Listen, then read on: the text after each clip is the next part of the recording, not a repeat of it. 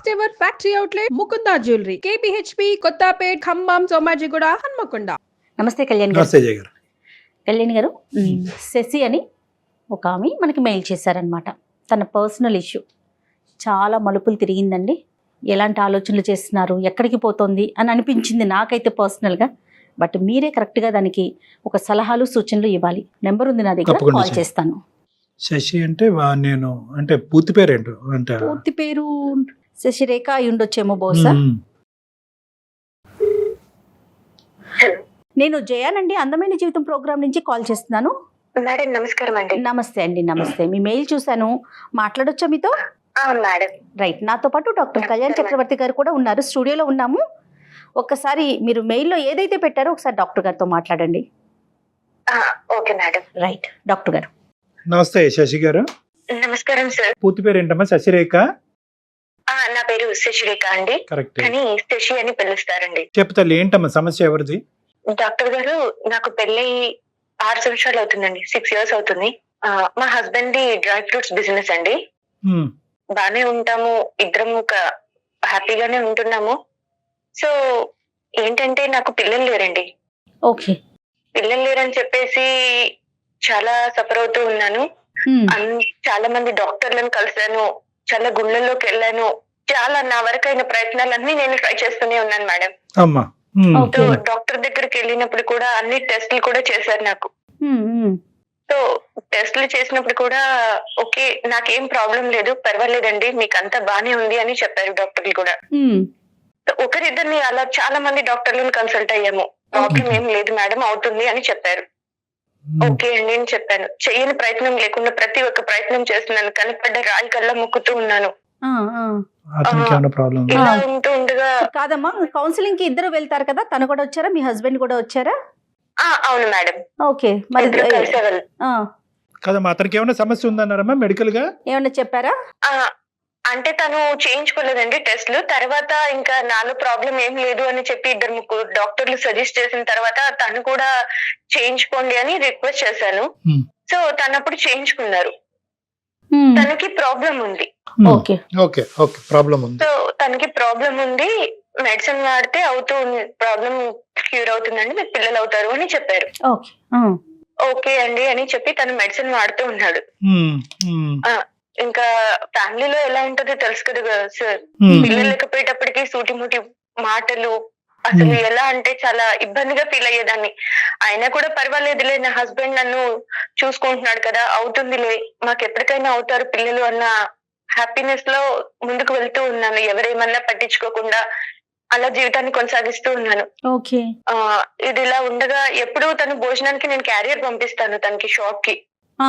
తనైనా వచ్చి తింటారు, నేనైనా వెళ్ళి ఇవ్వడం, అలా జరుగుతూ ఉండేది. ఒక రోజు సడన్ గా అనుకోకుండా తను నాకు ఆకలి లేదు, నేను రాను అన్నారు. లేదు భోజనం చేయాల్సిందే అని చెప్పేసి నేను క్యారియర్ తీసుకొని షాప్ కి వెళ్ళానండి. నేను షాప్ కి వెళ్లే లోపల తను అక్కడ ఇంకొక అమ్మాయితో కూర్చుని చాలా సరదాగా చాలా ఇదిగా మాట్లాడుతూ ఉన్నారు. నేను అక్కడ ఉన్నానని చూసి కూడా నన్ను ఆ అమ్మాయికి కూడా ఇంట్రడ్యూస్ చేసి కూడా వాళ్ళిద్దరూ హద్దులు దాటి నా కళ్ళ ముందరే అలా ఉండడం చూసి తట్టుకోలేకపోయాను.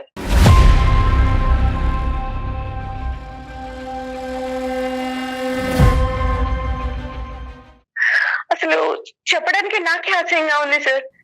వైఫ్ పక్కన పెట్టుకుని కూడా తను అలా బిహేవ్ చేస్తూ ఉంటే నేనేమీ మాట్లాడలేకపోయాను. అక్కడ ఏమీ మాట్లాడకుండా సైలెంట్ గా ఇంటికి తిరిగి వచ్చేసాను. ఎవరు అని ఏమీ అడగలేదు, ఎందుకు అందరిలో మాట్లాడటం అని సైలెంట్ గా ఇంటికి వచ్చేసి, ఎవరు తను, అసలు ఏంటి, మీ ఇద్దరు అంతా చనువుగా ఉన్నారు, ఎందుకు, అమ్మాయి ఎవరు అని ఇలా అడిగానండి. అడిగితే, నీకు చెప్పాల్సిన అవసరం నాకు లేదు, ఫస్ట్ నువ్వు బాబును పాపను కనివ్వు, తర్వాత నువ్వు నా గురించి మాట్లాడు, అప్పటి వరకు నీకు అర్హత లేదు, నీకు అసలు ఏమనుకుంటున్నావు, నీకేముందని మాట్లాడుతున్నా నాతో అని చాలా గట్టిగా అరిచి గొడవ చేసి కొట్టేసి వెళ్ళిపోయాడండి.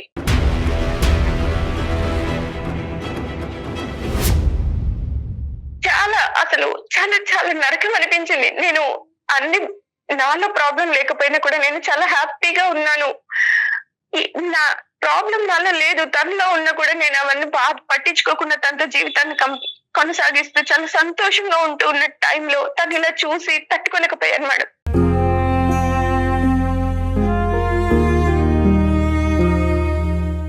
అయితే నేను కాలేజ్ చదివే రోజుల్లో మేడం నన్ను ఒక అబ్బాయి లవ్ చేశాడు, చాలా ఇష్టపడ్డాడు.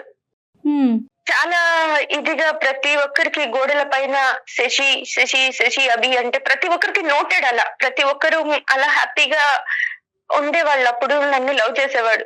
కానీ తను చాలా అందగాడేం కాదు, అందంగా లేడు, పెద్దగా చదువుకోలేదు. తను తన లైఫ్ ని లీడ్ చేసుకోవడమే కష్టం. తనకి చాలా బాధ్యతలు ఉన్నాయి.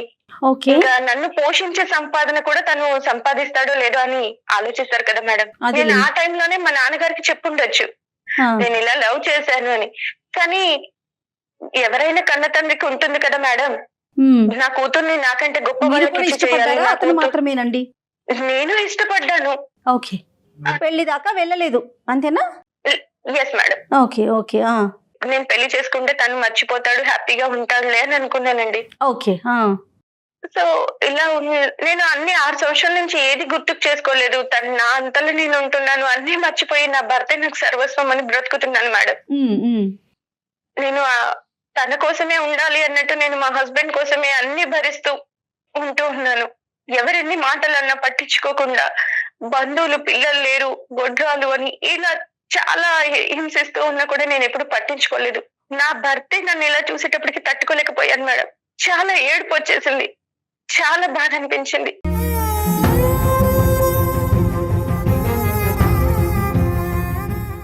సడన్ గా ఇన్స్టా ఫాలో అవుతూ ఉంటే నాకు ఆ పర్సన్ నెంబర్ కనిపించింది మేడం, ముందతంది. Yes madam. సో కాల్ చేయాలి అనిపించింది, నా బాధ చెప్పుకోవాలి అనిపించింది. కాల్ చేశాను, నా బాధ అంతా చెప్పాను. సరే కలుద్దాం అని అన్నారు సార్. ఎందుకు కలుద్దాం అన్నాడమ్మా? ఇలా ఏడవ బాకు, ఏం కాదు, అన్ని సర్దుకుంటాయి, సరే కలిసి మాట్లాడదాం. ఇంతకాలం బట్టి అతను పెళ్లి చేసుకోకుండా ఉన్నాడమ్మా అతను? లేదు సార్, తనకి పెళ్లి అయింది. పెళ్లి అయ్యిందా? Okay okay. అతను హ్యాపీగానే ఉన్నాడమ్మా అతను మ్యారేజ్?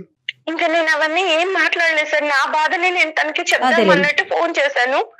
చెప్పగానే లేదు లేదు ఇలా ఫోన్ లో కాదు, నువ్వు ఇలా ఫోన్ లో ఏడిస్తే నేను తట్టుకోలేను, మాట్లాడదాం, కలిసి మాట్లాడదామని ఒక రిసార్ట్ బుక్ చేశాడు సార్. సో అక్కడికి వెళ్ళామండి.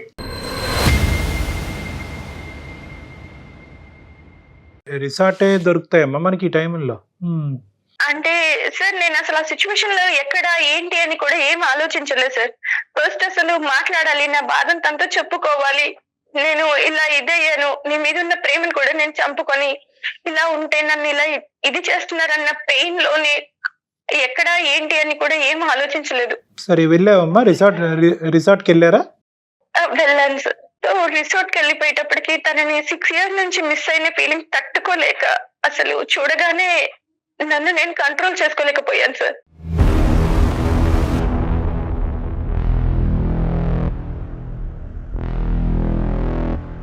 అసలు నా బాధ అతన్ని చూడగానే నాకు ఏడుపు కూడా ఆగలేదు. ఏంటి నేను నిన్ను ఇలా వదిలేసి వెళ్ళిపోయాను అని ఏడుపుతో తన్ని అలా హక్ చేసుకున్నాను సార్.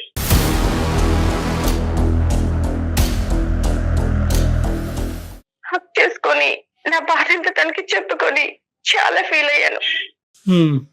అనుకోకుండా అక్కడ చిన్న మిస్టేక్ అయింది సార్.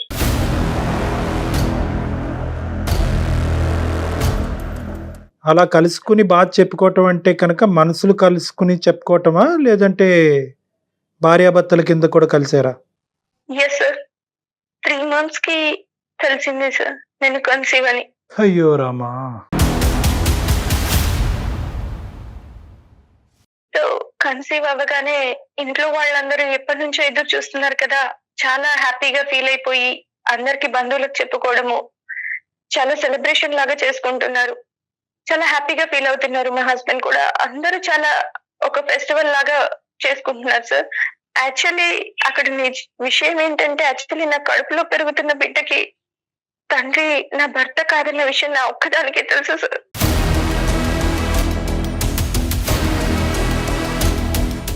ఎలా చెప్పగలవు అమ్మా, ఎలా చెప్పగలవు ప్రెగ్నెంట్ అయ్యావు అనేది? ఖచ్చితంగా ఆ బిడ్డ నీ బిడ్డ, మీ భర్తతో కలిగినటువంటి బిడ్డ కాదని ఎలా చెప్పగలవు? అంటే నేను అప్పటి నుంచి ఎలా అంటే నేను మా హస్బెండ్ లేదు సార్, ఇద్దరం దూరంగా ఉన్నాం సార్.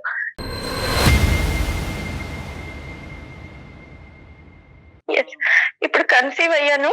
ఎన్నో మంత్? కన్సీవ్ అవ్వగానే మా హస్బెండ్ ఇంకా చాలా హ్యాపీగా. మీకు ఇప్పుడు థర్డ్ మేడం. చాలా పెద్ద ఊబిలోనే కూరుకుపోయావు. నాకు ఇప్పుడు బాధ ఏంటంటే సార్, ఇది నా హస్బెండ్ వల్ల కాదు, తన వల్ల. నేను ఈ విషయం తనకి ఎలా చెప్పాలి? చెప్పకుండా ఉండాలా? చెప్పకుండా మోసం చేయాలా? ఈ బాధను నేను తట్టుకోలేకపోతున్నాను సార్. ఇలాంటి పాపం చేశాను, నన్ను ఏం చేయమంటారు? నేను ఎవరికి చెప్పుకోలేకపోతున్నాను, సంతోషంగా ఉండలేకపోతున్నాను. అసలు చనిపోవాలనిపిస్తుంది సార్, చచ్చిపోతే బాగుండేమో అనిపిస్తుంది. కానీ నా చావుకి నా పాప కారణం కాకూడదు కదా.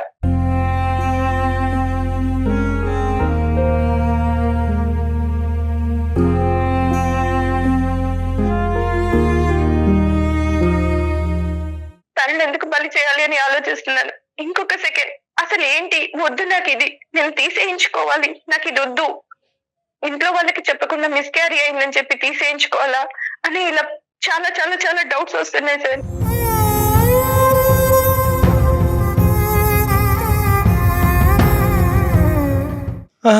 అమ్మ, ఇప్పుడు ఇలాంటి పరిస్థితుల్లో ఎవరు మాత్రం ఏం చెప్పగలరు తల్లి? ఇప్పుడు మోసం చేశానా, నా భర్తను మోసం చేస్తున్నాను అనేటటువంటిది నువ్వు బిడ్డతో కన్సీవ్ అయ్యాక అనిపించిందా, లేదంటే ఆ అబ్బాయితో కలిసిన తర్వాత ఆ రిసార్ట్లోంచి బయటకు అడుగు పెట్టినప్పుడు అనిపించిందా? అదే మోసంగా, అది కూడా మోసమేగా. ఇప్పుడు నా భర్తను నేను ఇలా చూశాను, ఇలాగా ఏకలు పక్కపక్కలు అనేటటువంటి అంశాన్ని చూసావు, దానికి మించి నువ్వేమీ చూడలేదు మీ భర్తతో.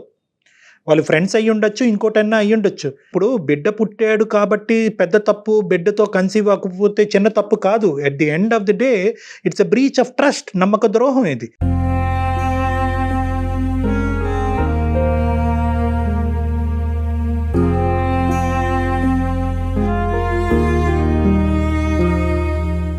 నీ భర్త ఏం చేశాడు అనేటటువంటిది కాసేపు తీసి పక్కన పెట్టండి. మీరు మనస్తాపం చెందారు, మీరు చూసింది ఒకటి, ఊహించుకుంది ఒకటి, మీ మనసులో ఆలోచించింది ఒకటి, ఫైనల్గా జరిగింది ఒకటి. ఈరోజు మీరు అంత దూరం ప్రయాణం చేయవలసినటువంటి అవసరం ఏముంది? నిజంగా మీ మనసులో ఆ అబ్బాయికి అంత స్థానం ఉంటే కనుక అందచందాలు, హెచ్చు తగ్గులు ఇవన్నీ తీసి పక్కన పెట్టి మీ తండ్రితో పోరాడి అతన్నే పెళ్లి చేసుకుంటే పోయిండేదిగా. ఎందుకు మీ మనసులో ఇదంతా దాగిపెట్టి ఏ రోజైతే మీ భర్తని ఒక చూడకూడనటువంటి పరిస్థితుల్లో చూసినప్పుడు ఎందుకు ఇది బయటకు రావాలి? ఇలాంటివి చాలా ప్రశ్నలు వస్తాయమ్మా. ఈరోజు ఏం చెయ్యాలి అని సింపుల్గా మాకు ఫోన్ చేసో లేదంటే మాకు ఈమెయిల్ చేసో అడుగుతున్నారు. నిజంగా ఇటువంటి సమస్యలకు అంత స్ట్రైట్ ఫార్వర్డ్ రెస్పాన్స్ అండ్ నేను తట్టుకోలేకపోయాను సార్. తనని ఆ అమ్మాయితో ఉండే విధానము అవన్నీ చూసి నాకు చాలా బాధ వేసింది. విడాకులు ఇవ్వండి, అతని మీద కంప్లైంట్ చేయండి, పెద్దల్ని పిలిచి పంచాయతీ పెట్టండి. 1,00,000 సమస్యలకి 1,00,000 పరిష్కారాలు ఉంటాయి. కానీ ఈ పరిష్కారాలు ఏంటమ్మా? అతను దిగాడు కాబట్టి నేను దిగుతాను, అతను వేరే తప్పు పద్ధతిలో అనుభవించాడు కాబట్టి నేను అనుభవిస్తానంటే ఇంకేముంటది? ఈ సమాజం ఉంటుందా, బతుకుంటుందా? ఈ సమాజం కుటుంబ వ్యవస్థ అనేటువంటి దానికి ఒక మీనింగ్ ఉంటుందా? అక్కడికి వెళ్ళిన తర్వాత అసలు అనుకోని అమ్మా, అక్కడికి వెళ్ళిన తర్వాత అనుకుని, అక్కడికి వెళ్ళక ముందు అనుకుని కాదమ్మా. అతను నిజంగా కావాలి అని అనుకుంటే కనుక ఫోన్లోనే నేను ఓదార్చుండేవాడు, లేదంటే మీ ఇంటి కిందకి కానీ అతని ఇంటికి పైన కానీ ఎక్కడో చోట మాట్లాడుకునేవారు. రిసార్ట్కి ఎవరమ్మా పిలుస్తారు? అసలు ఆయన పిలవటం ఏంటి, మీరు వెళ్ళటం ఏంటి? ఏదో తెలియకపోయాను అంటే కనుక కాదు. మీకు ఇక్కడ బాధ కలిగింది, అక్కడ ఒక పులకరింపు వచ్చింది, ఇక్కడ బాధలో ఆ పులకరింపు వచ్చింది, ఆ పాత జ్ఞాపకాలు గుర్తొచ్చినాయి, అదే కరెక్ట్ ఏమో అని అనుకున్నారు. నేను అంత సిన్సియర్గా అతను వదిలేసి ఇతను చేసుకోవటం వల్ల ఈ జీవితం ఇలా అయిపోయిందేమో, అతన్నే చేసుకుని ఉంటే కనుక ఒక తప్పు చేయనటువంటి భర్త నా జీవితంలో దొరుకుండేవాడేమో అని చెప్పి మిమ్మల్ని మీరు సముదాయించుకుని ఒక ఆలోచన ప్రకారమే అయ్యిందమ్మా. ఇది అంత కళ్ళు మూసుకుని జరిగింది కాదు. దయచేసి ఆ మాటలు మాట్లాడు. అసలు ఆలోచన మాకు రాలేదు సార్. తనలో కానీ నాలో కానీ 6 years వరకు కలవాలి, మాట్లాడాలన్న థాట్ కూడా నాలో లేదు సార్.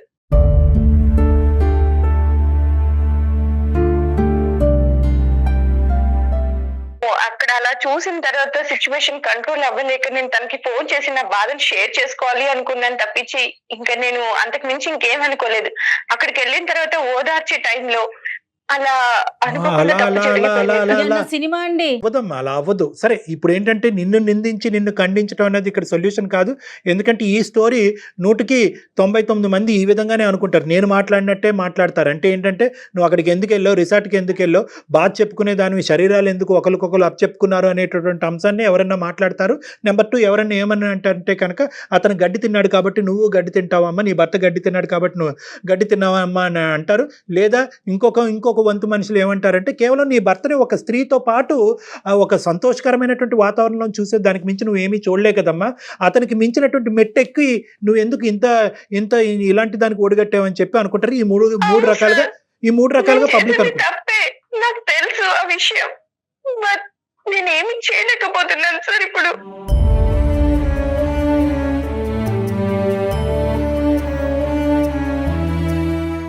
నువ్వేం చేయాలని అనుకుంటున్నావు చెప్పమ్మా ఫస్ట్, తర్వాత ఏం చేస్తే బాగుంటుంది అన్నది మేము చెప్తాం. ఫస్ట్ నువ్వేమనుకుంటున్నావు?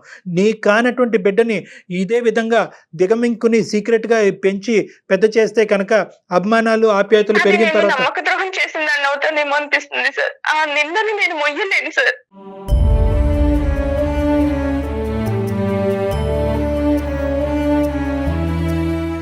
ఇప్పుడు అతని పొజిషన్ ఏంటి, మీ హస్బెండ్ పొజిషను? తను చాలా హ్యాపీగా ఫీల్ అవుతున్నాడు సార్. ఇన్ని ఇయర్స్ తర్వాత కన్సీవ్ అయ్యింది నా వైఫ్ అని చాలా సెలబ్రేషన్ గా చాలా హ్యాపీగా ఫీల్ అవుతున్నాడు. పుట్టబోయేటటువంటి బిడ్డని పుట్టక ముందే ఇంత బాగా ప్రేమిస్తున్నాడు అనే ఆలోచన వల్ల ఇప్పుడు నువ్వు చేసిన తప్పు అని నీకు అనిపిస్తుందా? అంటే సార్ నాకు అర్థం కాదు, పిల్లలు పుడితేనే భార్యనా సార్? పుట్టకపోతే భార్యని ఏ రకంగా అయినా ఊహించుకోవచ్చా? పక్కన ఇంకొక అమ్మాయి భార్య నించొని ఉంటే ఇంకొక అమ్మాయి ఆవిడతో ఉంటే భార్యకి ఎంత బాధ అవుతుంది సార్? అమ్మ, బిడ్డల గురించే భార్య అనేటటువంటిది తప్పు, కానీ బిడ్డల గురించే భార్య అనేటటువంటి విధంగా పక్కదో వెళ్ళినటువంటి భర్తను చూసి ఆడది ఇంకో తప్పుతో పట్టి వేరే వ్యక్తికి గర్భం దాల్చడం అనేది తప్పున్నారా? సో ఇక్కడ నేనేమంటున్నానంటే అది తప్పే, ఇది తప్పే. ఆ సబ్జెక్ట్ గురించి మనం తర్వాత మాట్లాడుకుందాం. నీ భర్త ఎందుకు అలా ఆలోచించాడు, బిడ్డ పుట్టగానే బిడ్డతో కన్సీవ్ అవగానే నీ దగ్గరికి ఎందుకు పరిగెట్టుకుని వచ్చాడు అనేది సపరేట్ సబ్జెక్ట్. ఆ ప్రశ్న మీరు వేసుకోండి ఒకసారి. అది తర్వాత మీరు మాట్లాడు. చేసింది కరెక్టేనా అనే ప్రశ్న మీ వైపు వేసుకోండి ఒక్కసారి. ఇప్పుడు మనం అవును మేడం, తప్పు చేశాను, నేను తప్పు చేయలేదు. ఇప్పుడు ఏంటంటే ఇప్పుడు అతను చేసిన తప్పు కాదా అండి అనేటటువంటి పరిస్థితిలో మనం లేము. అది కాదు ఇక్కడ సబ్జెక్ట్. ఇక్కడ మీరు చేసినటువంటి తప్పు, ఈ తప్పుకు పరిష్కారం ఏంటి, అసలు పరిష్కారం అన్నది ఉందా అనేది కూడా మనం అడగాలి. పరిష్కారం ఉందా? ఈరోజు డాక్టర్ కళ్యాణ్ చక్రవర్తి దీనికి పరిష్కారం చెప్పగలడా, లేదంటే నువ్వు పెళ్లి చేసుకున్న భర్త దీనికి పరిష్కారం చెప్పగలడా? అదే అర్థం కావట్లేదు సార్. నా జీవితం ఎటు వెళ్తుందో కూడా నాకు అర్థం కాని సిచ్యువేషన్ లో ఉన్నాను. దయచేసి మీరు నాకు హెల్ప్ చేయగలరా? నీ మైండ్లో ఉన్న ఆప్షన్స్ ఏంటో చెప్పమ్మా, దాన్ని బట్టి నేను చెప్తా. ఆ బిడ్డకు తండ్రి తిను అని చెప్పి నేను ఉండగలనా? అంత ధైర్యం నాకు లేదు సార్. రైట్, అది ఉండలేవు. ఈ సీక్రెట్గా అయితే దాచిపెట్టేటటువంటి అవకాశం లేదన్నది క్లియర్ కట్గా ఇందాక చెప్పేశావు.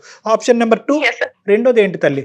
చెప్పకుండా వెళ్ళి మిస్క్యారీ అయిందని చెప్పాలా అని ఆలోచిస్తున్నాను సార్. అంటే అబార్షన్ చేసుకుని వెళ్దామనమ్మా?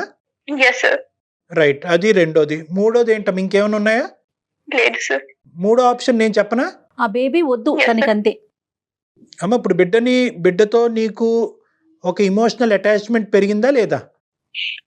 పెరిగింది సార్. పెరిగింది కదా. సో ఒక అబార్షన్ అనేటటువంటి మార్గంలో వెళ్ళి ఆ బిడ్డనైతే చంపుకోలేవు కదా. అది మేము కూడా మాట్లాడలేం. అబార్షన్ గురించి ఎవరికి వాళ్ళు నిర్ణయం తీసుకోవాలి, కానీ బయట వ్యక్తులుగా మేము దాని గురించి చేయించుకోమా వద్దామా అని చెప్పేటటువంటి హక్కు మాకు లేదు. అది చట్టరీత్యా కరెక్ట్ కూడా కాదు. సో ఆ అంశాన్ని తీసి పక్కన పెడదాం. మూడో ఆప్షన్ నేను ఒకటి చెప్తా. ఏదైతే అది అయ్యింది అని చెప్పి నీ భర్తతో ఈ పరిస్థితుల్లో నిన్ను చూడటం వల్ల నేను మనస్తాపం చెంది ఒక డిప్రెషన్లోకి వెళ్ళి నా స్పృహను కోల్పోయి నేనేం చేస్తున్నానో నాకు తెలియక ఈ తప్పు జరిగింది అనే విధంగా నీ భర్తకు చెప్తే అతని రియాక్షన్ ఏమవ్వచ్చు? అసలు తను ఇప్పుడు నువ్వు మాకు చెప్పిందేనమ్మా, నువ్వు మాకు ఏదైతే చెప్పావో ఇదే ఆస్పెక్టు ఈ బలైనటువంటి పరిస్థితిలో నువ్వు చేసినటువంటి పనితో నేను మనస్తాపం చెంది నేను అక్కడికి వెళ్ళి చెప్పుకోవటానికి తనకి చెప్పలేను సార్. దానికంటే చావడమే బెటర్ సార్.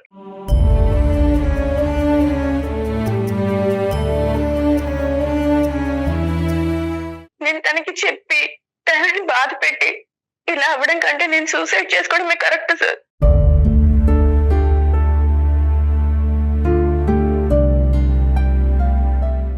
వద్దులేమమ్మా, ఇప్పుడు సూసైడ్ చేసుకోవాలనేటటువంటి ఆలోచనతో వచ్చిన దాని అయితే ఈ వేదిక ఎందుకమ్మా? ఈ వేదిక మీద ఇప్పుడుకొచ్చి ఎవరికి సూసైడ్ చేసుకోండి అని మేము చెప్పలే. చెప్పం కూడాను.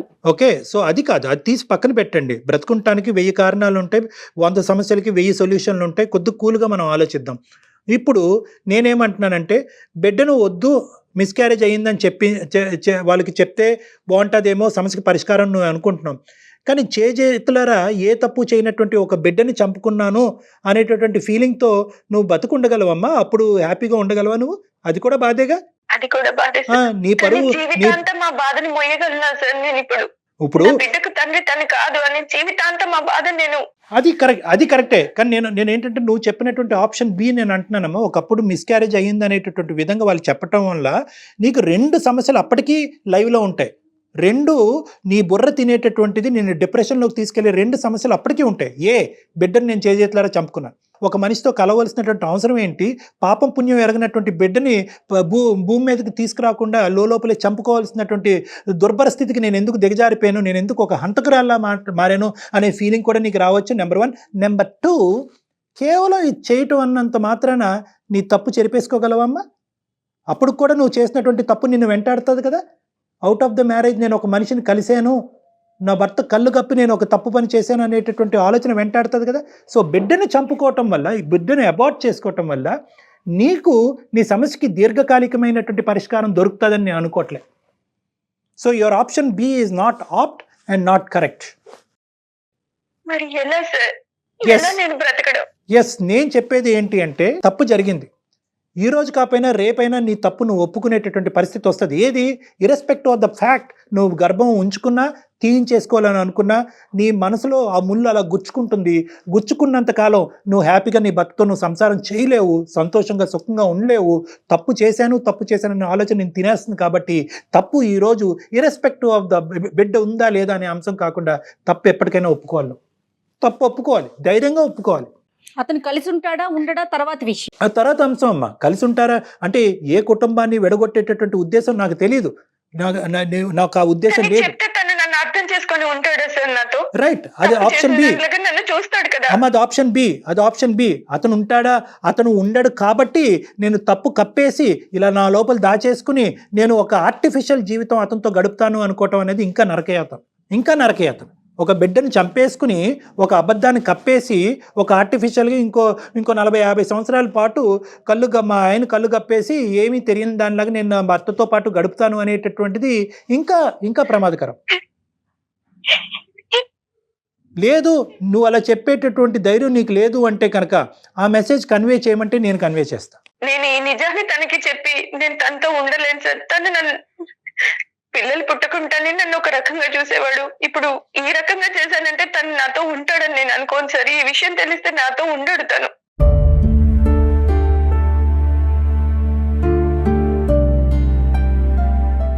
చూడమ్మా, అన్ని తప్పులకి ఒక పాజిటివ్, చాలా కంఫర్టబుల్ సొల్యూషన్ వస్తుంది అని అనుకోవద్దమ్మా. ఒక చోట ఇప్పుడు నీ భర్త నీతో ఉంటాడా లేదా అనేటటువంటిది ఒక ఆఫ్టర్ ఇష్యూ, ఒక సెకండరీ ఇష్యూ. ఈరోజు ప్రైమరీ ఇష్యూ ఏంటంటే ఈ నిజాన్ని ఇలా కప్పిపుచ్చి అతనితో నువ్వు జీవితం కొనసాగగలవా? బిడ్డను చంపేసుకుని లేదంటే బిడ్డ నా బిడ్డ కాదు అనే సీక్రెట్ని దాచిపెట్టి, అలాగైతే నేను ఉండను అని చెప్పి ఆ ఆప్షన్ అయితే తీసేసావు. బిడ్డను తీసేసుకుని ఒక సీక్రెట్ని కప్పిపుచ్చి అతనితో ఎంతకాలం హ్యాపీగా నువ్వు ప్రయాణం చేయగలవు? అప్పుడు మాత్రం నీకు ఇది నేను ఒకటి దాచిపెడుతున్నానని నీకు గుచ్చుకోదు అనేది గ్యారంటీ ఉందా? రైట్. సో ఇక్కడ ఉండేటటువంటిది ఏంటంటే నేను చెప్తున్నాను కదమ్మా, ఈ ప్రాబ్లంకి ఇది చాలా క్లిష్టమైనటువంటి ప్రాబ్లం. నువ్వు అనుకున్నట్టుగా స్మూత్గా, సాఫీగా 100% నీకు కంప్లీట్గా కంఫర్ట్ జోన్లో పెట్టి ఈ సొల్యూషన్ ఇవ్వటం అన్నది ఈ భూప్రపంచం మీద మానవ మాత్రుడికి ఎవ్వడికి అవ్వదు. ఎందుకంటే కనుక జరిగినటువంటి తప్పు ఆ స్థాయిలో జరిగింది కాబట్టి, నువ్వు 3వ నెల గర్భవతి కాబట్టి, ఇది అందరి జీవితాలకి ముడిపడి ఉంది కాబట్టి, నువ్వు చూడకూడదు ఏదో చూసావు, దాన్ని ఇంకో స్థాయిలో ఊహించుకున్నావు, వెళ్ళి ఇంకో మనిషితో తప్పు చేసావు, ఈరోజు గర్భం దాల్చావు. ఇప్పుడు దీనికి సింపుల్గా 100%గా నేను అందరూ హ్యాపీగా ఉండే సొల్యూషన్ చెప్పమంటే ఎవరు చెప్పలేరు. ఇక్కడ ఎవరో ఒకరు బాధపడాలి. ఎక్కువ బాధపడతావా తక్కువ బాధపడతావా అనేటటువంటి దాన్ని బట్టి ఇటువంటి సొల్యూషన్ ఉంటుంది. అయితే డాక్టర్ గారు, ప్రేక్షకులందరూ ఇప్పుడు నేను చెప్పేదానికి వ్యతిరేకిస్తారేమో నాకు తెలియదు, కానీ స్త్రీకి పురుషుడికి ఉన్న తేడా ఇదేనండి. ఒక పురుషుడు తప్పు చేస్తే దాని ఇంపాక్ట్ కనిపించదు, కానీ ఒక స్త్రీ కనుక తప్పు చేస్తే దాని ఇంపాక్ట్ చాలా స్పష్టంగా కనిపిస్తుందండి. ఎస్ ఎస్ చూడండి, అది భరించాల్సిన పరిస్థితి కూడా వస్తుంది కదా. చూడండి, తన పరిస్థితి అటు ముందుకు వెళ్ళలేదు, ఇటు వెనక్కి రాలేదు.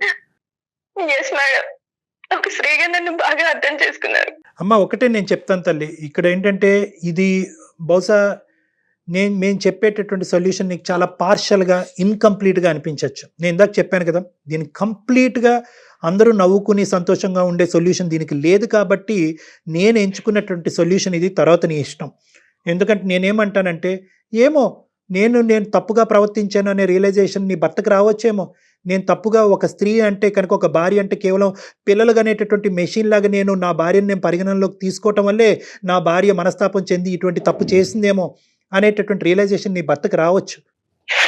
కాబట్టి ఎప్పటికీ కూడా ఒక కుటుంబం, ఒక భార్యాభర్తల సంసార జీవితంలో ఎప్పుడు కూడా నిజాలు ఎప్పుడు కూడా బహిర్గతం కావాలమ్మా. అబద్ధాలతో జీవితం నడిపించలేం మనం. కాబట్టి నా ఉద్దేశం ఇప్పటికీ కూడా నీకు ఎంత కఠినంగా అనిపించినా కూడా నువ్వు నిజం చెప్పాలి అనేదే నా ఆలోచన. ఒకప్పుడు చెప్పలేను అని అనిపిస్తే కనుక మీడియేషన్ కావాలి, ప్రొఫెషనల్ మీడియేషన్ కావాలి. చెప్పేటటువంటి విధంగా, అతను అర్థమయ్యేటటువంటి విధంగా అతనికి చెప్పాలి అని నీకు అనిపిస్తే కనుక నీ పరిస్థితులను నువ్వు నాకు పుస్తకం విప్పినట్టుగా మొత్తం అంతా వివరించావు. కాబట్టి నాకు అర్థమయ్యేటటువంటి విధంగా ప్రొఫెషనల్గా అతను నీకు చెప్పేటటువంటి ప్రయత్నం చేయమంటే నేను దానికి కూడా రెడీ. అయితే అంతా కూడా పాజిటివ్ వేలోనే వెళ్తుందని మాత్రం అది ఎక్స్పెక్ట్ చెప్పలేము, చేయకండి. అది అసలు చెప్పలేము. 100% ఎక్స్పెక్ట్ చేయొద్దు. మీరు ఏమొచ్చినా దానికి రెడీగా ఫేస్ చేయడానికి రెడీగా ఉండి అప్పుడు డాక్టర్ గారు అప్పుడు మాట్లాడతారు. అతను తీసుకునే నిర్ణయం బట్టి అసలు ఈ ఈ ఈ ఈ బిడ్డను ఉంచాలా ఉంచకూడదా అనేది కంప్లీట్గా భార్యాభర్తలుగా అది మీ ఇద్దరు డెసిషన్ అమ్మా. ఎందుకంటే తండ్రి అతను, ఎందుకంటే ఇప్పుడు అది ఇంకా చాలా కాంప్లికేటెడ్ ఇష్యూ అవుతుంది. అతనికి పెళ్ళయింది, అతనికి పెళ్ళయింది, పిల్లలు ఫాదర్ అతను. ఆ, సో ఒకప్పుడు అబార్ట్ చేసుకోవాలి అంటే కనుక నీ కన్సెంట్ ఏంటి, అతని కన్సెంట్ ఏంటి, ఇవన్నీ కూడా పరిగణలోకి వస్తాయి. సో దానికి కంప్లీట్గా మీరు మెడికల్ అండ్ లీగల్ అడ్వైస్ సపరేట్గా తీసుకోవాలి. కానీ దానికి ముందు నీ భర్తకి ఏ విధంగా ఇది చెప్తారు అనేది ప్రధానమైన అంశం. మీరు చెప్పలేనటువంటి పక్షంలో నా హెల్ప్ తీసుకుంటానంటే దానికి కూడా నేను రెడీ. రైట్ అమ్మా. ఒకసారి నేను మీకు పర్సనల్ నెంబర్ షేర్ చేస్తాను. డాక్టర్ గారితో ఒకసారి పర్సనల్గా మాట్లాడండి. ఎందుకంటే ఈ వేదిక మీద చెప్పలేని విషయాలు, మీరు చెప్పలేనివి, అలానే డాక్టర్ గారు సూచించలేని విషయాలు చాలా ఉన్నాయి. పర్సనల్గా మాట్లాడితే చాలా బెటర్ అండి. Okay madam. Right. All the best. ధైర్యంగా ఉండండి. ధైర్యంగా ఉండండి అమ్మా. చనిపోవాలనే ఆలోచన మాత్రం దయచేసి రానివ్వను. Okay madam. ఓకే అమ్మా. ఇంతకు మించి పరిష్కారం కనిపించట్లేదు డాక్టర్ గారు. ఎందుకంటే పర్సనల్గా మీతో వచ్చి మాట్లాడటం తప్ప తను పూర్తిగా చెప్పలేకపోతుంది. వేదికగా మనము చెప్పలేకపోతున్నారు. మీరు కూడా సరేనా అంటే ఇంకొంచెం డెప్త్గా చెప్పాలన్నా కూడా చెప్పలేని సెన్సిటివ్ విషయాలు కదా. చాలా సెన్సిటివ్ ఇష్యూ అమ్మా. దీనివల్ల ఎవరో ఒకరు బాధపడతారు. ఖచ్చితంగా ఈ అమ్మాయి తప్పు చేసినందుకు ఈ అమ్మాయి కొద్దిగా ఎక్కువ బాధపడాలి, అది తప్పదు. ఎస్. ఆ ఆ బాధలో రకరకాలు ఉండొచ్చు. భర్త వింటే కనుక బహుశా నాన్ యాక్సెప్టెన్స్, నీ దారి నీది, నా దారి నాది, విడాకులు. సో బహుశా ఈ అమ్మాయిని మనం మెంటల్ గా ప్రిపేర్ చేయాలి. అంతేనండి. అల్టిమేట్ తన అవుట్కమ్, కాళ్ళ మీద తను నిలబడే ధైర్యాన్ని మాత్రం ఇవ్వాల్సిన అవసరం తన వచ్చింది. కాళ్ళ మీద తను ప్లస్ బిడ్డ భర్త లేకుండా బిడ్డను చూసుకునేటటువంటి పరిస్థితిని కూడా ఆ అమ్మాయి అంగీకరించేటటువంటి Face పొజిషన్ కి చేయాల్సిందే. మనం తీసుకెళ్ళాలి. Thank you so much. చూద్దాం మేడం, కలవనియండి, చూద్దాం మనం. షూర్ షూర్ డెఫినెట్గా అండి. నమస్తే.